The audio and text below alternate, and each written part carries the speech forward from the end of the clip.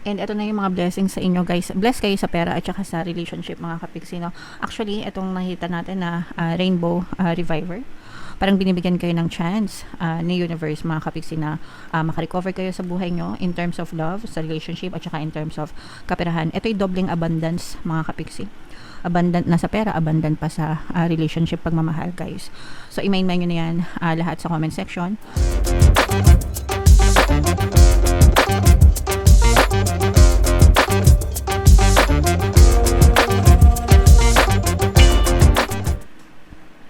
Hello guys, hello Sagittarius, welcome back to Pinoy Pixie Tarot. Ang pamagat ng episode natin for tonight is blessings para ngayong June 2025 para sa Sagittarius, Sun, Moon, Rising, Sign, and Venus.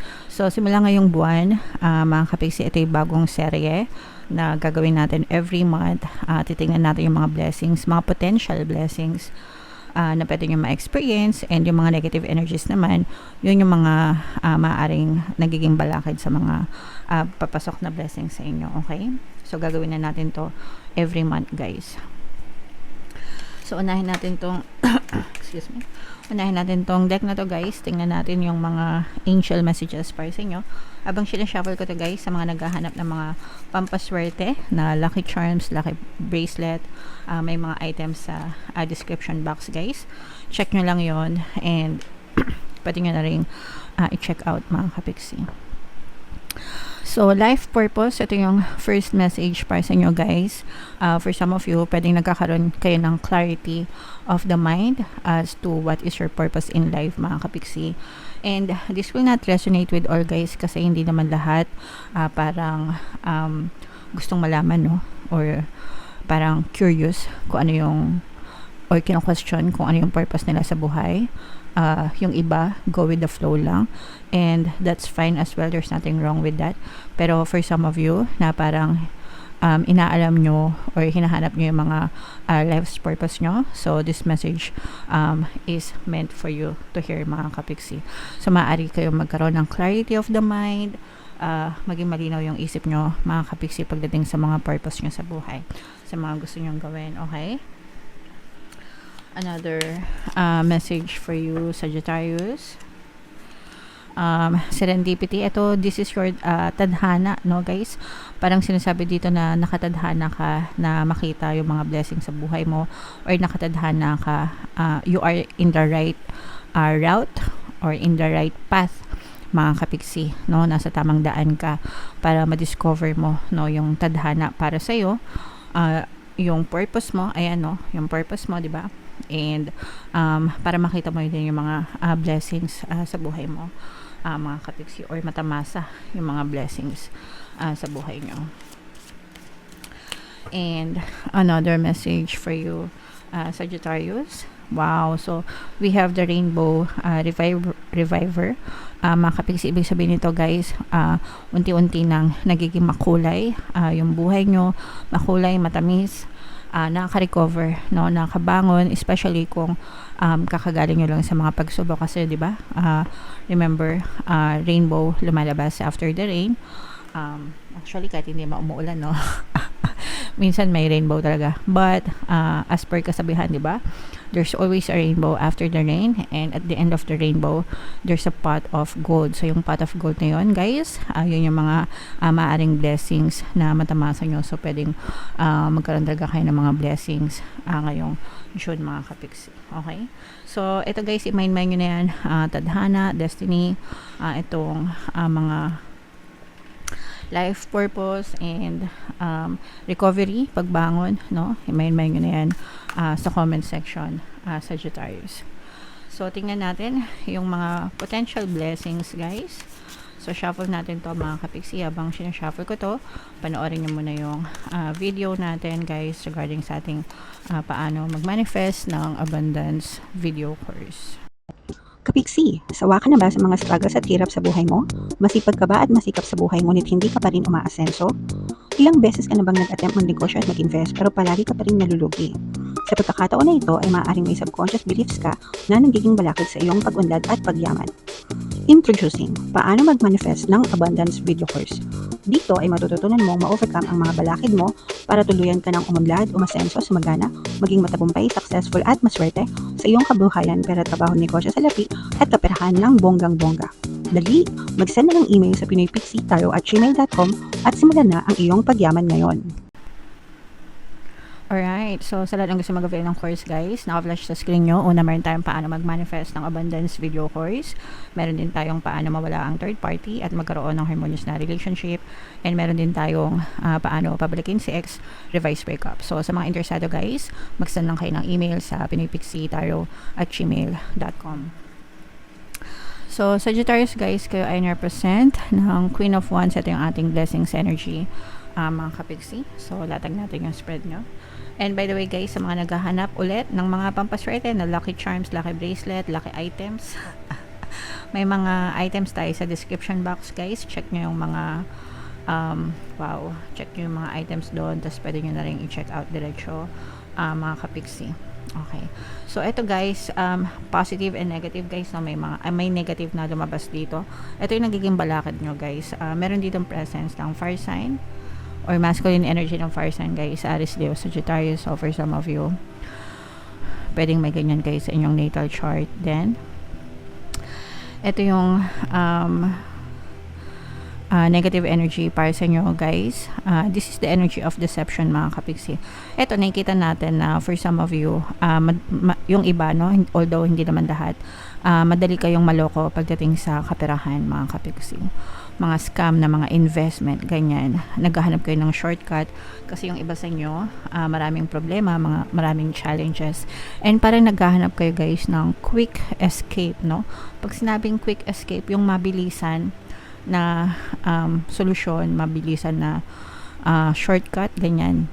Kumbaga shortcut para umasenso, para yumaman. So maraming, dahil sa mga ano yun, kumbaga kaya kayo ganon kasi pwedeng marami kayong mga challenges or pagsubok, no?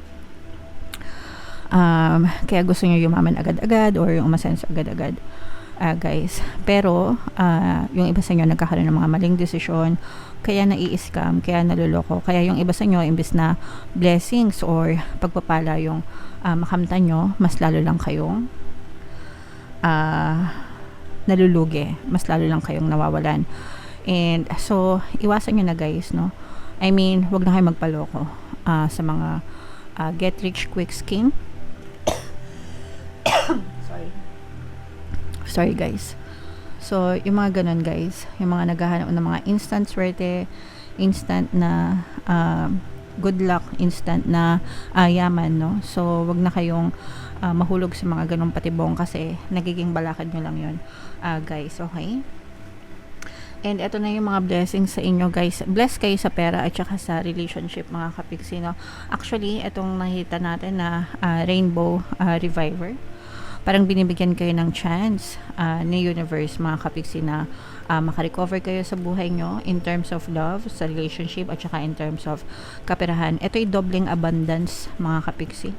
Abundant na sa pera, abundant pa sa relationship, pagmamahal, guys. So i-main nyo na yan lahat sa comment section, guys. Mine abundance of love, mine abundance of happiness, mine abundance of money, abundance of wealth, no? Talagang pagpapalain kayo, ito guys, no?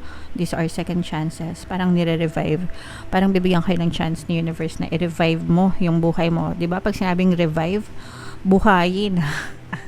Buhayin mo, no? Gawin mo ulit makulay ang buhay mo, kapixie. Kayang-kaya mo yan.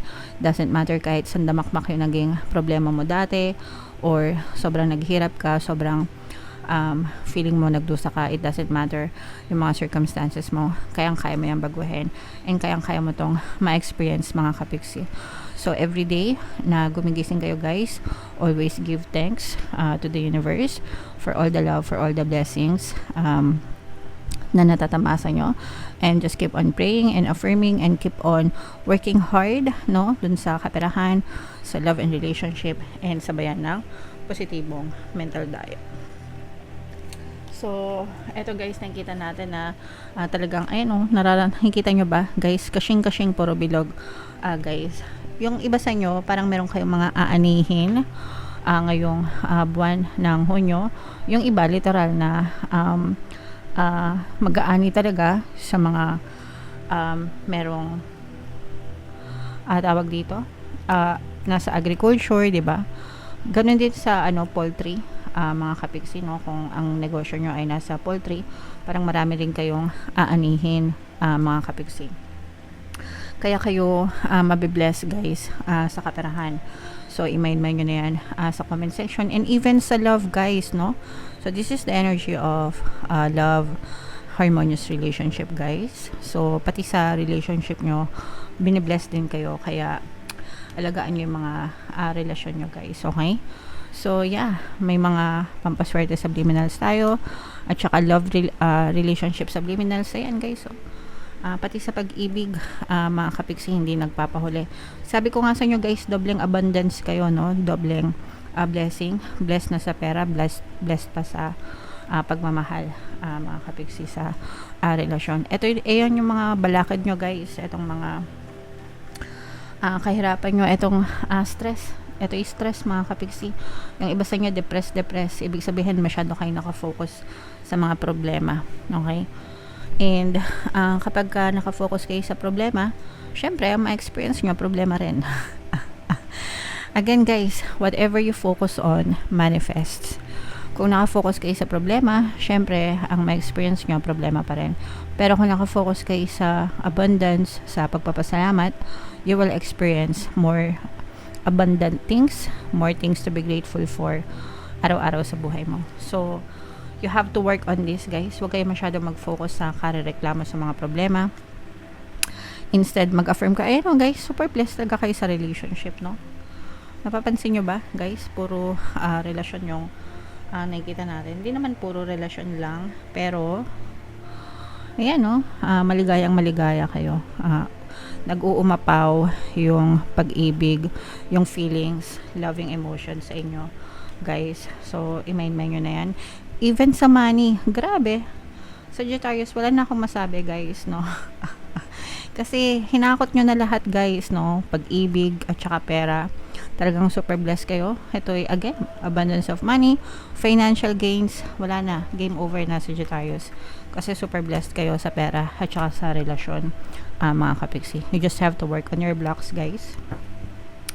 Kapag nawala yung mga balakid nyo, ma-experience nyo lahat itong mga blessings na to, okay? Alright, so yeah, yung ating paano mag-manifest ng abundance video course guys, at saka yung mga video courses natin, paano mawala ang third party at magkaroon ng harmonious na relationship, pati yung revised breakup. Doon sa mga courses na yun, marirealize nyo kung ano yung mga blocks nyo. Kayo mismo yung makapag-identify ng blocks nyo, and marirealize nyo yung story nyo para pumasok yung mga blessings sa inyo and harmonious na relationship. So if interesado kayo doon guys, pwede kayo mag-avail, okay?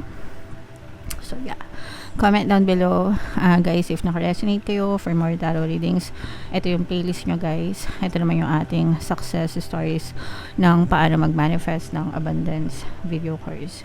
Thank you for liking, sharing, and subscribing. See you next time guys. I love you all. Have a nice day. Bye bye.